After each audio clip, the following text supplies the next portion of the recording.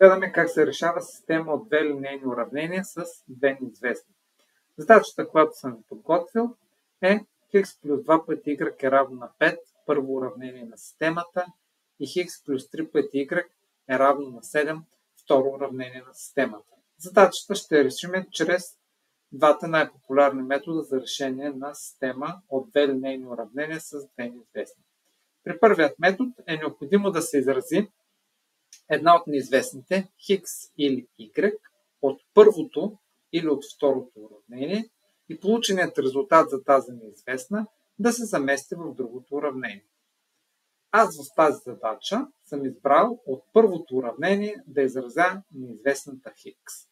За целта 2 пъти y го прехвърлям отляво в дясно на равенство, в резултат на което първото уравнение вече добива вида. Х е равно на 5 минус 2 пъти y. Втората стъпка в решението е полученият израз за х да се замести на мястото на х във второто уравнение. Или 5 минус 2 пъти y да се замести на мястото на х във второто уравнение, в резултат на което получаваме, ето виждате в скобки, на мястото на х във второто уравнение, записваме 5 минус 2 пъти y, след това следва плюс 3 пъти y, равно на 7. Забелязвате, че се получава едно уравнение, в което имаме само една неизвестна. Никакъв проблем не е да го решим. Първо извършваме аритметичните операции, в резултат на което за y получаваме равно на 2 и това е първата неизвестна от уравнението. За да намеря втората неизвестна, която е х в това уравнение, е необходимо полученият резултат за y да се замести или в първото, или във второто уравнение на системата. И в двата случая ще получим един и същи. Аз съм избрал да го заместя, резултата за y да го заместя в първото уравнение на системата. Виждате, х е равно на 5 минус 2, но на мястото на y записвам резултата, който е получен за y, 2. Ето какво се получава за първото уравнение. 5 минус 2 по 2. В резултат на което х се получава равно на единица и това е втората неизвестна в уравнението. Или решението на тази система са х е равно на 1 и y е равно на 2. Вторият начин за решение на системи от две линейни уравнения с две неизвестни е тяхното събиране или изваждане. Целта на тази операция е да се получи в резултат на събирането или изваждането уравнение с една неизвестна. Ето, нека да разгледаме същата задача. В случая е по-удобно двете уравнения да се извадят. След малко ще видите защо. От първо уравнение да извадим второ уравнение. Какво правиме? От първото събираемо в първо уравнение, което е х, трябва да извадим първото събираемо от второ уравнение, което също е х. Ето записваме. Х минус х.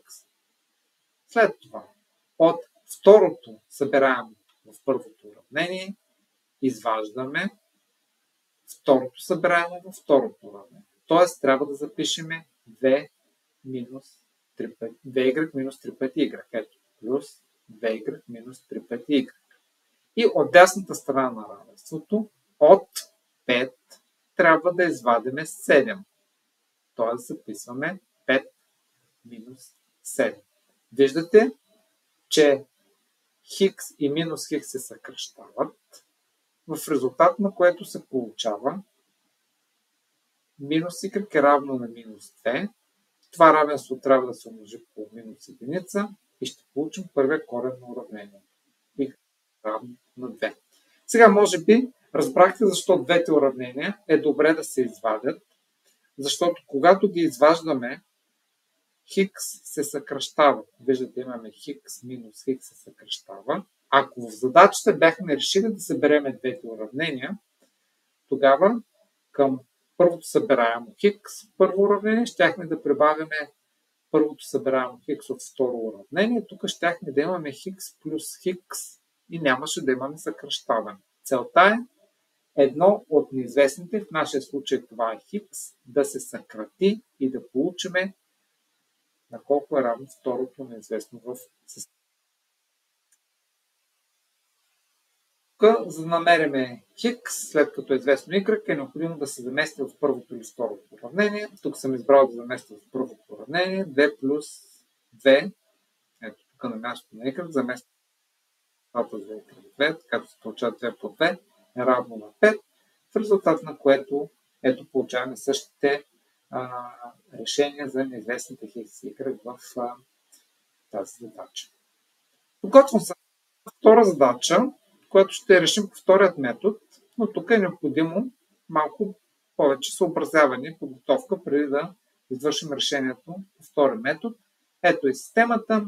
2 пъти хикс плюс y е равно на 5, минус хикс плюс 2 пъти y е равно на минус 5. Сега, виждате, че ако решим да извадим двете уравнения, без никаква подготовка, какво имаме? Ето, 2 пъти хикс, от него вадиме минус хикс, значи минус и минус хикс, защото коефициентът пред хикс, второто уравнение минус единица. Така, след това от y вадиме 2 пъти y. Ето, y вадим 2 пъти y. И от дясната страна на равенството от 5 вадиме минус 5. В резултат на което получаваме, след като извършим аритметичните операции, 3 пъти хикс минус y е равно на 10. Виждате, получихме едно уравнение, в което участват двете неизвестни. Хикс и y. А нашата цел е или да участва само хикс, или да участва само y. Тоест, в случая, изваждането на двете уравнения въобще не е подходяща операция и не ни води до крайният резултат. Нека да се опитаме да ги съберем. 2 пъти хикс го събираме с минус хикс. Пак припомням, коефициентът пред хикс е минус единица. Ето го плюс в резултат на събирането на двете уравнения. След това y го събираме с 2 пъти y. Ето тук y плюс 2 пъти y. И отдясно имате 5. 5 го събирате с минус 5. Извършваме аритметичните действия, получаваме хикс плюс 3 пъти y е равно на 0. Отново получихме уравнение в резултат на тази операция събиране, в което участват двете неизвестни хикс и y, и това естествено отново не ни върши никаква работа. Нашата цел е да получим или само хикс, или само y в това уравнение, за да можем да намерим една от неизвестните. Затова, когато имаме този случай, е необходимо да извършим предварителна подготовка на уравнение.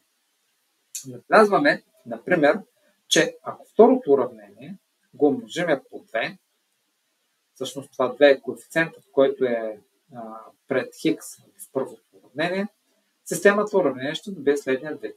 Първото уравнение остава непроменено, а второто уравнение, което се умножава по 2, добива вида.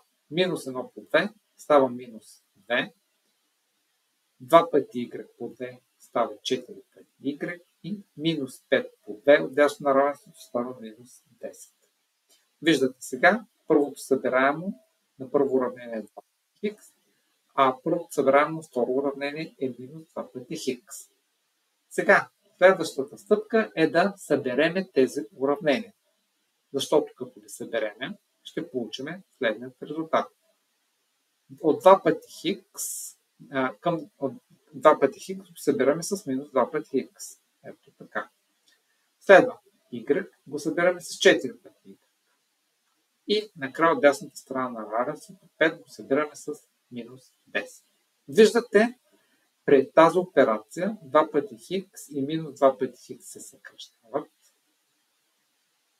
И за уравнението, което се получава с резултат на събиране на двете уравнения, получаваме 5 пъти y е равно на минус 5.